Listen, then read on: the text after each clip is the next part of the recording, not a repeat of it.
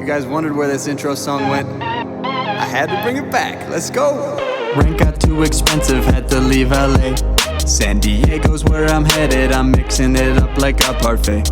Playing poker every day, going all in with these fish like I'm at an all-you-can-eat buffet.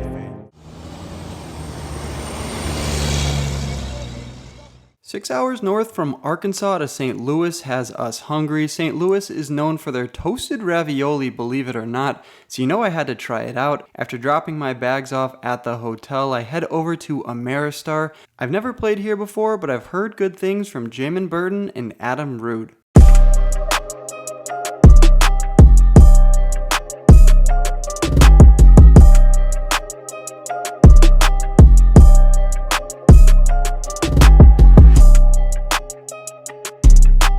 What is up, you guys? Welcome back to another video here at the Ameristar in St. Louis, Missouri, the last leg of the 7-day road trip. And I got a bunch of people hit me up on Instagram saying they're gonna be here, so I had to make the stop at the Ameristar, not the Hollywood. And we're just gonna jump right into the hands and hope we get into some good luck here and end the road trip with a bang. Let's go. Leave a thumbs up, subscribe for new. Let's just jump into the hands. Let's go. The game of choice tonight is a 2-3 game, but don't fear, it's a 75% match the stack. I'm in for $1,800. First hand of the night, I look down at pocket nines from the button. The low jack opens it up to 15, the hijack calls, and I make a standard 3-bet to 60 bucks. Only the low jack puts in the call, so we're going in position to a flop, which gives us an overpair. Comes 6-4-4 with 2 clubs. When the opponent checks to me, I think it's important to go for a third the size of the pot. That's what I like to do, and he pretty quickly puts in the call, so I still expect to be ahead of a large portion of his range until the 3 of clubs peels off on the turn. We're still now ahead of 8s and my favorite hand, pocket 7s, but we are behind the club flush draws that came in. When he checks to me, I decide now to bet out for $100. Now you might be wondering why I decided to bet 100 when I just said a lot of the flush draws come in. I still think this is a good spot to bet. If I check here, he can put us in a tough spot by betting large on the river. By keeping up the betting lead, it's likely he's just gonna check to the river to me, and I can check behind and get to showdown. Additionally, it also gets value from a lot of his ace and king of club holdings. So with that being said, I bet out for 1 black chip and he puts in the call. When the queen of spades peels off on the river and the opponent checks to me for a 3rd time, I now decide to do what I mentioned on the last street and check behind with my showdown value. He has jack 10 of clubs, he's gonna win that pot. But you see how betting on the turn forced him to check to me in flow on the river. If I check the turn, it's likely he bets large on the river, larger than $100, so I think I actually lost the minimum there, and we're on to the next hand where I look down at king queen from the cutoff. When the low jack opens it up to $10, the hijack calls, and I'm not gonna put in just 10 bucks, I raise it up to $40. Does this isolate us in any manner? Absolutely not. The button, the +1, the low jack, and the hijack all call. Pretty crazy spot. We're going 5 ways to the flop, and we're a little bit worried until we get a flop of queen, queen 3, bang, we flop 3 of a kind. All of our fears go out the window when we flop what has to be the best hand. The action checks to me, so I bet a 1/5 the size of the pot. I just copy and paste that $40 bet. And to our dismay though, everybody folds. How does no one have like pocket 10s? How does no one have a heart draw? Maybe even ace king could call? What a bunch of nits. JK, they all called 40 pre, so I can't be too mad at them. We're 1 for 1 on the night, and we look down at a welcome sight, the Cowboys in St. Louis. We're in the big blind and the under the gun limps. Few other limps to me, so I naturally raise it up to 20 bucks. The low jack and the small blind both call, and we're gonna see a queen high flop. All hearts though, which is a little bit concerning. I expect the action to check over to me, and then I would be in a weird spot. Do I better check? I'm not too sure, but we don't have to worry about that when the small blind leads out for $15.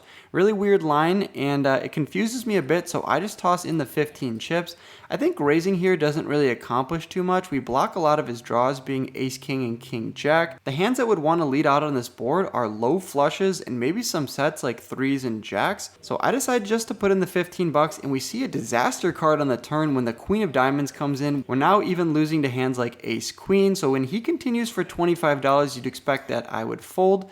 But let's just look at the size of the pot. There's 90 in there, plus his 25, and I have an overpair. I could still win with probably a king on the river, so I toss in 5 red chips. It's a good price. I know I'm probably behind, and the jack of spades on the river is another card we don't want to see. So pre-flop, I was pretty stoked. The flop was terrible, the turn was worse, and the river is a disaster. So I mean, how am I good here? But the small blind checks it over to me.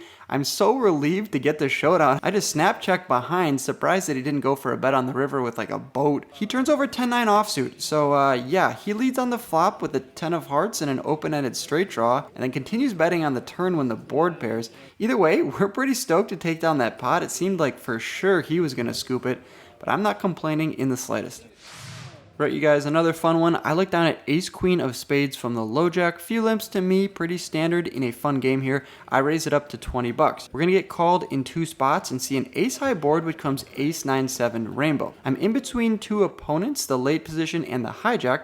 So when late position checks to me, if you guys are longtime subscribers of my vlog, you'll know that when I'm in between 2 opponents, I usually start with a check. By doing this, it allows me to get more information. For instance, if I check here, the hijack bets and the late position raises, I can confidently just fold my ace queen, as crazy as it sounds. Additionally, it also kind of disguises my hand, and there's not too many draws on this board that I have to be worried about. If I'm behind hands like ace 9 and ace 7, well, you know, I just saved myself 1 street of value. So when I check it over to hijack and he checks behind, we're gonna see a pretty interesting card, the 6 of spades. Late position now decides to bet out for $30. It's unclear if he decides to bet here because I checked the flop, or if he's going for value with a pretty strong hand. So for that reason, I decide just to put in the 30 bucks and not to raise him, and the other player gets out of the way. So now we're heads up in position to a river, which comes the 4 of diamonds. The opponent now bets out for $45. I think there's more merit to just calling here. If I go for the raise, we're pretty much just gonna get called by better hands. Ace 9, ace 7, ace 4 that got there on the river. Maybe even some straights with a 5 and an 8. I mean, who knows what they have, but the point is, I don't think he can call with worse here. I decided to toss in 2 green chips, and he turns over ace deuce of hearts. So I don't really think I missed out on any value by checking the flop. I still got my 2 streets, and that's a win for me. We're taking down yet another pot. Paying homage to Brad Owen, I look down at the jiggities from the big blind. Bunch of limps to me, so I raise it up to $20. What else is new? We're going to get called in 3 spots. We're going 4 ways to the flop, 80 bucks in the pot, and we have an overpair, 8-5-3 rainbow. I decided to lead out into the field for 25 bucks. Does it get any folds? Absolutely not. Everyone calls. We're in an action game, and the turn now comes a 10 of diamonds. Really shouldn't improve anyone unless someone had a hand like 10-8 of hearts, 10-8 of spades. So when the small blind leads out into me for $100, it's a pretty strange line. Obviously, I don't like it. Like, why is he leading out into me? I have the betting lead. I raised pre-flop, and there's people behind me, but I think folding pocket jacks is a pretty nitty move, so I put in the call. One thing to note is we also double block him having a lot of draws like jack 9 that he picked up on the turn. You can't really have too many of those considering I have 2 jacks in my hand, but nevertheless, I put in the call, and the hijack does as well, which is pretty strange and a little bit concerning. So when the river comes the 6 of diamonds, and the small blind does not slow down again, he bets out for $100. In a weird spot, because if I call the turn, what does the river really change? Well, I guess it changes a hand like 7-9 that now gets there, but is he really donking into 4 opponents on the turn with a hand like 7-9? I doubt it, but $100 into 480 just smells like a value bet. I'm getting an insane price, so you can argue that I should just toss a chip in and just muck my cards if I'm beat, but I actually decided to make an exploitative fold here, and the hijack luckily puts in the call. I say luckily because now we get to see the hand. Small blind fortunately turned over 8-5 of hearts for 2 pair, which is going to get the job done. He extracted the value on the river, but not from me. He got it from the hijack, and I think I played that hand pretty well.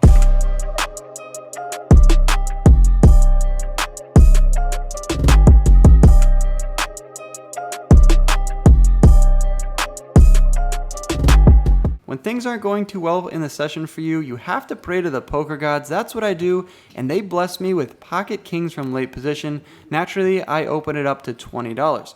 The low jack now decides to 3-bet me to $75, and the action's back onto me. I think I make a mistake here and just flat call. I need to be going for the 4-bet, somewhere in the neighborhood of like $250 to $300, just putting pressure on all of his holdings. Instead, I put in the call, which isn't the worst move, but I just need to put more money in considering we're 1,000 deep effective. We see an interesting board of queen 10-9. We're behind a lot of his 3-betting range like queens, 10s, 9s, king jack. It's just a pretty disgusting board. I'm never leading into him regardless of the board texture, so I check it over to him and he decides to bet out into me for $150. It is a pretty large bet considering it is pot sized, so that has me pause for concern, but I'm not folding an overpair. I put in the 150 and we're off to the turn. The turn connects the board even further. It puts a one-liner to a jack. It comes the 8 of hearts. I check it over to the opponent again. I hope he checks behind. Let's get to a cheap river and a cheap showdown. That's not what he does though. He bets out 3 black chips, $300 into 450. At least he's not betting the size of the pot, so I can put in the call once again. If you guys are arguing that I could be folding this turn, I don't blame you, but I get a little sticky here and I put in the call and we see a river card, which doesn't really change anything. It comes as 6 of spades. I check to him once again, hoping he checks behind. That's not what he does. He rips his entire stack into the middle. 450 is the price. I'm getting a decent price, but I think better of it. When he bets all 3 streets, he's just gonna have so much value. It's most likely a set. I don't really think he's going to have too many straights here, although it definitely is possible. So I muck my cards face up, which usually incentivizes the opponents to show their cards as well, which is good for the viewers of my vlog. So I turn my kings face up and muck them. And what does he turn over? Not pocket 9s, not pocket 10s, not even pocket queens. He turns over 7 deuce offsuit. Yes, 7 deuce offsuit. He got there on the river. What the heck is going on here in St. Louis? 7 deuce offsuit. So I made great calls on the flop and the turn, I guess. And then he gets there on the river. I never asked him after the hand if he was going to shove the river regardless if the 6 came in. But pretty weird line from the opponent. And yeah, he's going to take down a $1,000 pot. So yeah, stay loose, play 7 deuce.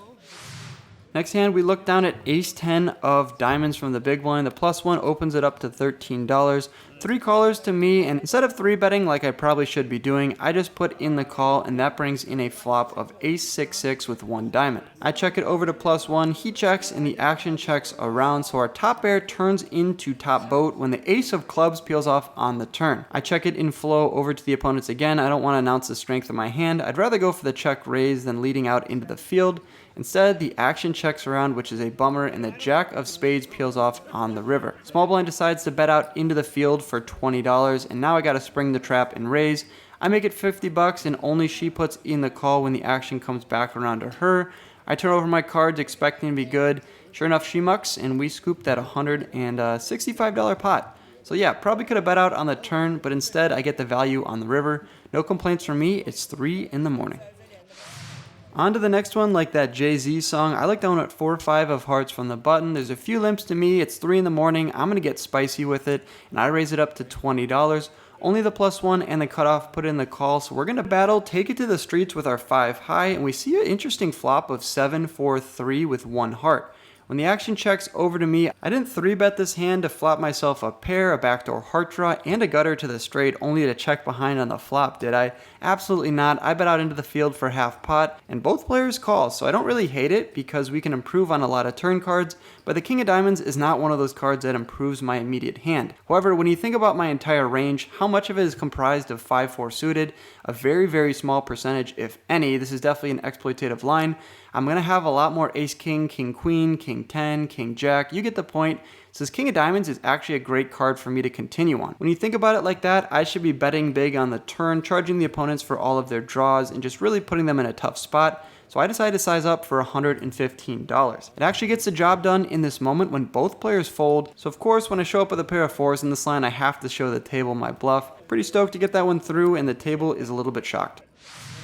Okay, let's play a little more respectable hand. I look down at king 9 of diamonds with $14.50 in my stack. +1 raises it up to $8, and there's 3 callers. I put in the call as well. We're off to a flop which comes king, queen, jack with 2 diamonds. Not only do we have top pair, we have a gutter to a straight flush. Pretty great spot for us. I kind of wish I would have 3-bet this pre-flop now. So I decided to lead out into the field for $15. The cutoff doesn't call. He decides to raise it up to 40, and the action folds back around to me. We could go for another raise, but it's weird when I lead out into the field and the player re-raises me to 40. So I decide just to call the extra $25 and see what the turn card brings in. With 120 out there, the turn card is not one of the many cards that would help my hand in the slightest. It comes the ace of clubs, which is pretty bad. When I check it over to the opponent, he continues for $40, and I'm not getting out of the way. I have the second notch flush draw, I have a gutter to a straight flush, I have second pair on the board. So when he bets out for 40, pretty no-brainer for me. I put in the call once again, and we see a bad card, the 3 of spades on the river. I check it over to the opponent for the second time, and he decides to check behind ace deuce of diamonds. So interesting hand, let's break it down for a second. He turns a pair, which obviously is going to scoop him the pot, but let's just say that 10 of diamonds peels off on the river. We would have a straight flush, and he would have the nut flush. AKA all $900 of his chips would be in my stack. Poker gods aren't fully on my side yet. We're gonna have to pray to them a little bit more. The 10 of diamonds, come on. That would have been a sick way to end this road trip. Oh well, we're gonna lose that $200 pot and look down at queen 10 in the next hand. We'll have to break down here. There's a $6 button straddle on and a small blind whose name is Paul, or ace 10. He's a local St. Louis reg here and watches my vlog. He puts in the call and the big blind now raises it up to $20. I wanna mix it up with these players. I decide just to put in the call, and the hijack button and small blind all calls. We're off to a flop of ace queen jack with 2 clubs. Obviously we flop ourselves middle pair. We also have a gutter to the straight. I'm in the cutoff and the big blind bets out for $45. The hijack puts in the call. I call as well for $45 with a lot of options here. And now Paul, the aforementioned player, goes for the check rizzy to $205. When both other players call, I'm out of this hand. Sure, there's a lot of draws out there, but I just have a pair. I probably should have been gone for the original $45 bet. Either way, I muck my cards. We're gonna follow this hand through the river. The turn comes the 9 of hearts, and Paul in the small blind now leads out for $850 into the 2 other opponents, who wave the white flag and fold, and Paul pretty confidently shows the nuts on the board. King 10 offsuit. So yeah, that's how you get it done with the King 10 offsuit. And we look down at the second to last hand with $1,300 in our stack. I open it up to $15 with ace 4 of spades from under the gun. 2 callers in the hijack and the small blind, and we see a decent flop of 10-9-6 with 2 spades. Small blind checks to me. I'm out of position to the hijack. You know that means I'm going to check. He checks behind, and we see an interesting card on the turn, the deuce of diamonds. Doesn't change anything. I still just have ace high, but let's start putting pressure on a lot of the players' holdings like 6-7, 7-9. I want to get them to fold considering I just have ace high. Additionally, if they call, I can make the best hand on the river with probably any ace or any spade. So I decide to bet out 2/3 pot for $30. Hijack gets out of the way, but the small blind calls, and lucky for us, we see the 7 of spades on the river. Bang! He rivered the nut flush. Well, not exactly the nut flush. I guess 8-9 of spades is a straight flush. When the small blind leads out for $75, our tail is not between our legs. We're not scared about anything. I'm gonna rip it all in his face for $325 effective, and he goes into the tank. Great spot for us when he goes into the tank. He's never slow rolling 8-9 of spades. I've never met the guy before. I doubt he'd be slow rolling me. So when he eventually puts in the call, I confidently turn over the what should be the nut flush, ace 4 of spades. And that $755 pot is going to be shipped my way, but somehow we're still stuck just a little bit on the session. Never fear though, we look down at King Jack of spades in the last hand of the night. I'm looking to get positive in this session because that would mean I'd go 7 for 7 on the road trip, all 7 in the green. Paul raises it up to $15 and there's 2 callers to me. I decide to 3-bet to $75 and Paul gets out of the way. The cutoff and the button both call and we're going 3 ways to a flop. If you guys had to choose any flop for it to come, it would obviously be King, King 6, rainbow, bang, we river 3 of a kind. Dream spot for me, I just don't know how to play this. Do I check into the field or do I continue betting representing a lot of hands, not just any ones that have a king in it? I could still have queens, jacks, tens. They're gonna have to continue with a lot of their pocket pairs. So I decide just to build the pot now. I wanna get stacks in if it's a cooler situation like King 10, King 9. So I bet out for $65. Unfortunately, the button and the cutoff both fold, but we're gonna take down that $240 pot, which means we get into Profitsville, and that means 7 for 7 on the road trip, ending the road trip with quite literally a bang. With that being said, it's almost 4 in the morning and I'm pretty stoked to be racking up my chips and heading over to the cage, exchanging them for some cold, hard cash. All right, that wraps up our session here at the Ameristar in St. Louis. Got into that game for $1,800, out for $1,837, profit of $37 after a very swingy session to say the least. Shout out to everyone who said hi to me here in St. Louis. If you guys are new here, be sure to hit that thumbs up button. Leave a comment down below. Subscribe if you're new. Let me know what you guys want to see in my next video. As always, good luck on the felt, and I'll catch you guys in the next video. Bye. Thanks for watching to the end of my video. Click my head below to subscribe and stay in the loop. See you next time.